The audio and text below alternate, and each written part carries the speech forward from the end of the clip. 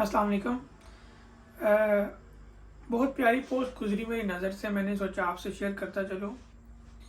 इंसान और नफ्सियात, क्योंकि मैं भी साइकोलॉजिस्ट हूँ और मुझे लगा कि जैसे कि आपको पता है ये चैनल अवेयरनेस का चैनल है, यहाँ पे हम किसी भी चीज़ की अवेयरनेस देते हैं और साइकोलॉजी तो वैसे भी मेरी फील्ड है। तो आज का जो टॉपिक है वो है इंसान और नफ्सियात में स्पेशली पागलपन, मैडनेस।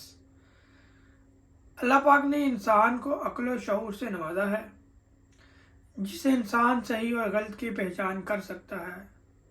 जब किसी बीमारी के सबब इंसान की अक्ल काम करना छोड़ देती है तो वो अच्छे बुरे की तमीज़ खो देता है।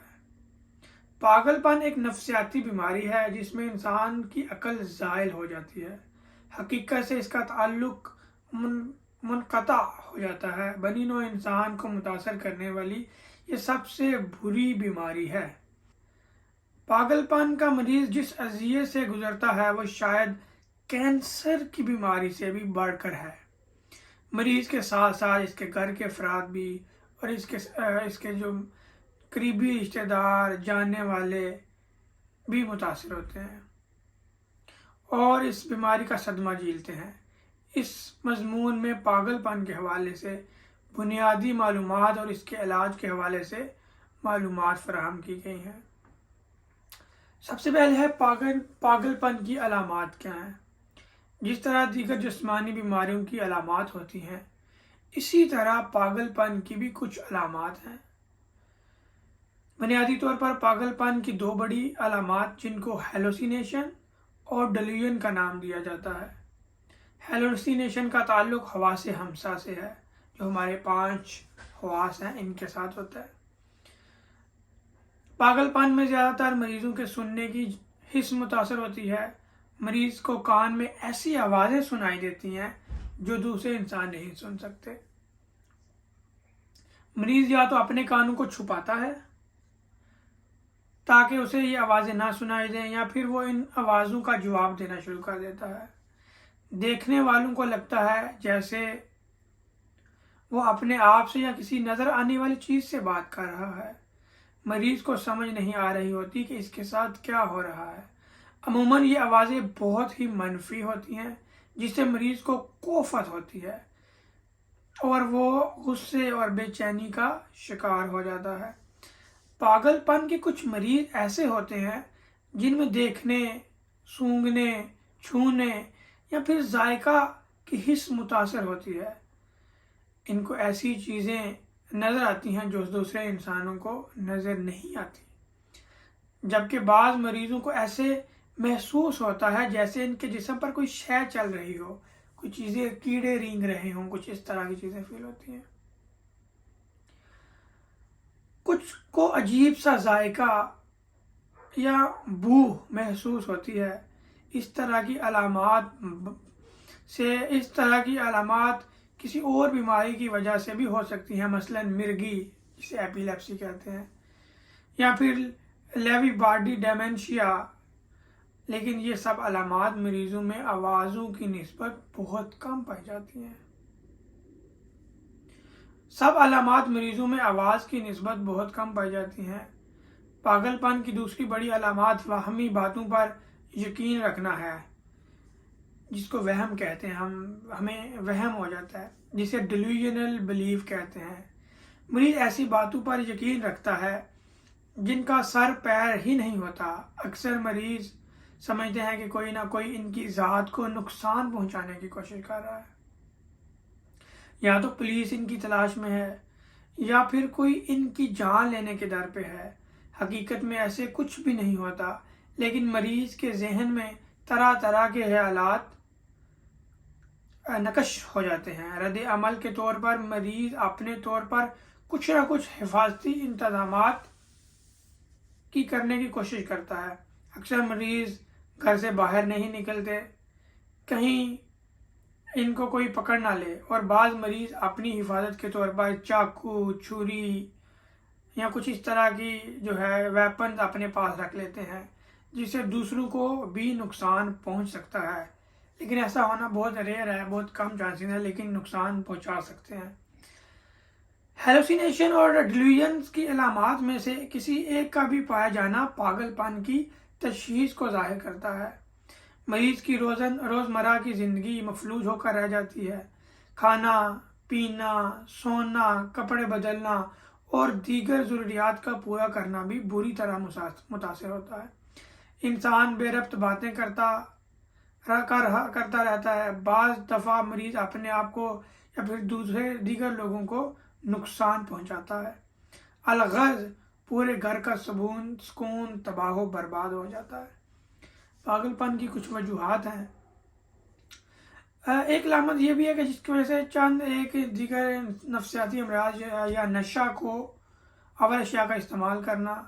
نفسیاتی امراض میں مالہولیا، جس کو اسکیزوفرینیا بھی کہتے ہیں، بائی پولر ڈس آرڈر، اور پھر 7 قسم کا ڈپریشن۔ اس کے ساتھ ساتھ پاگل پن کے مندرجہ ذیل وجوہات بھی ہو سکتی ہیں، جیسے کہ اچانک ذہنی اذیت، مثلاً کسی حادثاتی موت، کوئی اور ناگہانی آفت، ظلم کا شکار ہونا وغیرہ۔ کسی کی ڈیتھ ہو گئی ہے، کسی نے اس کو مارا، کسی کو مارتے ہوئے اس نے دیکھ لیا، کوئی بھی انسیڈنٹ ہو سکتا ہے۔ بہت زیادہ یا پھر دیر پا ذہنی دباؤ، یعنی سٹریس کے اندر بہت ٹائم پہ رہنا، ایک چیز کو سٹریس کو برداشت کرتے کرتے۔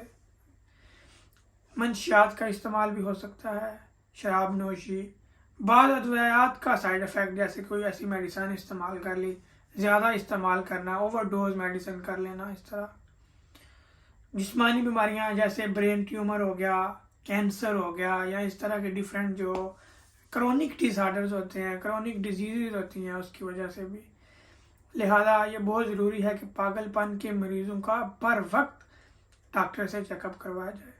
نفسیاتی مریض ہو یا کوئی اور وجہ، پاگل پن کا علاج کافی حد تک ممکن ہے۔ علاج کروانے میں جس قدر تاخیر کی جائے گی، پاگل پن اس قدر اپنی جڑیں مضبوط کرتا جائے گا اور پھر علاج میں ہاتھرہا کامیابی نہیں ہوگی۔ پاگل پن کا علاج۔ پاگل پن کے علاج میں دراصل 3 باتیں ضروری ہیں۔ نمبر 1، پاگل پن کی دوا، جسے اینٹی سائیکوٹک جو ہے میڈیکیشن بھی کہتے ہیں۔ دوسرا، سائیکولوجیکل تھراپیز، سائیکو تھراپیز بولتے ہیں اس کو۔ اور تیسرا، سماجی ضروریات اور مدد اور تعاون، جیسے آپ کے ریلیٹیوز کا تعاون، رشتہ داروں کا، دوستوں کا، ایک اچھے وے میں ان کے ساتھ ڈیل کرنا، ان کو اخلاقی سپورٹ پرووائڈ کرنا۔ بدقسمتی کے ساتھ ہمارے معاشرے میں پاگل پن کی ادویات کے حوالے سے بہت منفی رجحان پایا جاتا ہے، جس کا نقصان مریض، اس کا خاندان اور پورا معاشرہ اٹھاتا ہے۔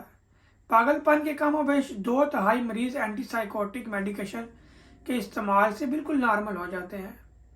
1/3 مریض تو ایسے بھی ہوتے ہیں جن کو صرف شروع کے چند ماہ میں ادویات کا استعمال کرنا ہوتا ہے اور پھر ان کی ادویات چھوٹ جاتی ہیں، اور کچھ مریض کو یہ دوا عمر بھر کے لیے لینا پڑتی ہے۔ ایک ماہر نفسیات ہی اس بات کا تعین کر سکتا ہے، لہٰذا ہمیں ڈاکٹر کی ہدایت کو ماننا چاہیے۔ ہمارا دین اسلام بھی اس بات کا درس دیتا ہے، پاگل پن اور خود سوزی خودکشی ہے۔ اور کچھ ایسے پیشنٹ ہوتے ہیں کہ جن کو ایک تھراپیز لینے سے، ٹاکٹیو تھراپی، کسی سے بات کرنے سے، شیئر کرنے سے، سائیکولوجیکل 1-2 سیشن لینے سے ہی آرام آ جاتا ہے۔ اتنا بڑا ان کا برڈن وہ ریلیز ہو جاتا ہے، وہ ریلیف حاصل کر لیتے ہیں۔ لیکن مسئلہ کیا ہے، ہمارے ایریاز میں یا ہمارے معاشرے میں ہم لوگ سائیکولوجسٹ کے پاس جانا، ماہر نفسیات کے پاس جانا شرم کا باعث محسوس کرتے ہیں، جس کی وجہ سے نہ وہ خود برداشت کرتا ہے بلکہ اس کا پورا خاندان اور پورا جو معاشرہ اس کی اذیت سے دوچار رہتا ہے۔ پاگل پن میں خود سوزی اور خودکشی کی شرح میں اضافہ ہو جاتا ہے۔ کم و بیش 5 سے 10% مریض اپنی جان خودکشی کے ذریعے ختم کر دیتے ہیں۔ صرف دباؤ اور صرف علاج نہ کروانے کی وجہ سے لوگ خودکشی کر لیتے ہیں۔